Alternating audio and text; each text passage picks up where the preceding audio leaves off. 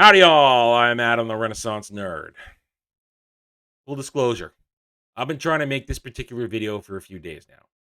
I've wanted to do it since the end of last week when something told me, a little instinct told me, there was news to be discussed concerning how House of the Dragon is doing better, being received more positively, accepted by the audiences than Rings of Power. I searched, I dove into the internet. Maybe my own inability didn't allow me to find what I was looking for. Or maybe, as we saw now, there was just a limitation to what I could get my hands on. But I could not find the facts, the numbers I wanted to possibly use to support what I was feeling, to support the idea, the argument that I wanted to make. A little voice in my head said, Adam, just wait. A little voice I've listened to many times, just wait. Either let a story unfold, evolve, or wait for that extra little bit of information. Then you're going to be able to say your piece. And lo and behold, here we are, Tuesday, September 20th. I am now capable of making my point because Variety gets an exclusive, what do I say, interview, exclusive information that the Hot D has just slapped the Rings of Power across the face by revealing an average of 29 million viewers, with the audience score rising 3% in week 5. It's been going up steadily every week. Full disclosure, I'm not a George R.R. Martin fan. I don't read his books. I don't watch his shows. I don't like him. Don't like him at all. Therefore, my commentary on this has nothing to do with knowing the actual quality of House of the Dragon. I cannot weigh in on that. Unlike Rings of Power, where I'm up to hearing it, and it smells everything. It stunk up the whole room. What I can say, though, is what the facts are telling us. That House of the Dragon, thanks to HBO delivering this information through its own sources and through Nielsen, 29 million viewers per episode across 5 episodes. 29 million average. Up from what they initially said at 25. Only gaining more motion, more ascendancy, only gaining more traction. Whereas, well, Rings of Power, we don't know anything. We don't know anything at all. Again, Variety tells us Amazon's Rings of Power ratings figure doesn't reveal much. The self-reported 25 million viewers worldwide of that double episode drop, that was 3 weeks ago now, almost 4. Haven't heard anything because remember, and then we eagle-eyed people, the Lord of the Rings, Rings of Power, sampled by more than 25 million people on its first day. Sampled. What does that mean? Well, remember, we got it from Samba that only 1.8 million people watched Rings of Power. And we were able to extrapolate, wow, how do you get 25? Where are the other 23 odd million people going to come from? Because there's nobody watching it on actual television. It's a streaming show.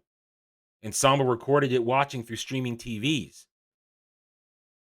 Everybody else watching on a computer, a phone, a tablet, whatever, but no one's watching it on, it's not network television as opposed to HBO and HBO Max. They can actually gauge what's going on. They can feed the numbers to Nielsen. They can give us hard evidence.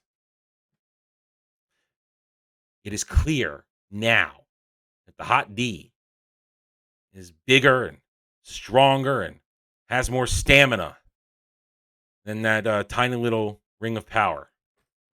It seems it can go the distance. It seems it has the girth to carry the load of its audience. Whereas Rings of Power, well, here's what we have for Rings of Power. Forbes put out an article today. It has not been able to sway the audiences 4 episodes in, that being Rings of Power. All we have are the sham rating sites, with the exception of maybe Metacritic, which that seems pretty darn accurate right there. 2.4 out of 10 average for audience scores. We can't trust Rotten Tomatoes. It's been locked at 39% audience score for going on 3 weeks now. and it's only gained 10,000 audience score reviews from 17,000 to nearly 27,000 as of today, but it hasn't budged. Rotten Tomatoes, we know the fix is in. The fix has been in since Captain Marvel, and we saw it on Obi-Wan, how they will do whatever they can to inflate a score when it's sinking, because they have it wrong here at Forbes. It wasn't 36% when it started. It was 32, 33 at launch. I watched it. I watched them monkey with it to get it up to 39 and then lock it in place like carbonite. IMDb, thank you, Forbes, owned by Amazon. Curating. And also suffering from both positive and negative review bombing. Therefore, you cannot trust IMDb, in my opinion. Google audience, I'll believe a Google anything when I win the lottery tomorrow, having not even participated in it. And Amazon, well, we know what happened with Amazon. Remember, they locked down their own review system in order to curate and make sure no toxic trolls got in reviews. Now it says 3.3 out of 5. Yeah, again, when the ghost of Ed McMahon shows up with the Publishers Clearinghouse check at my door tomorrow, then I'll believe that. We have no numbers. And will Amazon, radio silent. I don't even think they put out billions of minutes viewed. That bullshit metric. Haven't seen that. I looked before I made this video. Nowhere. We do not know the actual numbers for Rings of Power. We may never know. Or if they put it out, again, 25 million sampled. What does that mean? It means your show's a failure because you're using manipulated terminology to try and garner or spin success. The facts are in. Hot D is the winner right now. And I don't like Game of Thrones. So I'm giving you, this is coming from a biased perspective. I like Lord of the Rings. I do not like Game of Thrones. I'm biased in this. I would rather have Lord of the Rings be successful and Game of Thrones not be. Winner. Taking Amazon's chicken dinner. We'll see how it goes. Hot D may not stick the landing. It may go limp in the end. But as of right now, people are going back for more.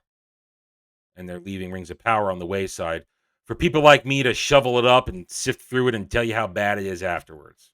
All right, I'm done. Thank you for watching this video. If you enjoyed it, a like would be very much appreciated. If you are new here, I invite you to subscribe to me right here on YouTube, where I hope to earn your trust and support using facts and logic, because facts and logic do not care about whiny fifis. Hit the notification button, share my video if you like what I'm preaching, and by all means, leave a comment. Love to hear from you regular, normal people just like myself. Don't care one lick what the Stans or the SJWs have to say. I will never care, because 201, they are cowards behind keyboards. But I do look forward to this video and future videos and streams triggering them into blithering idiocy. Thank you again for watching this video. Take it easy. Thanks for watching, everybody. If you want to get in touch with me, you can reach out to me at therentnerd@gmail.com. That email's for channel business only, so I check it on a daily basis. Also, you can find me at the Geeks and Gamers forums under @ROAS, and you can find me at Rumble and Odyssey, The Renaissance Nerd. Thank you again. See you next time.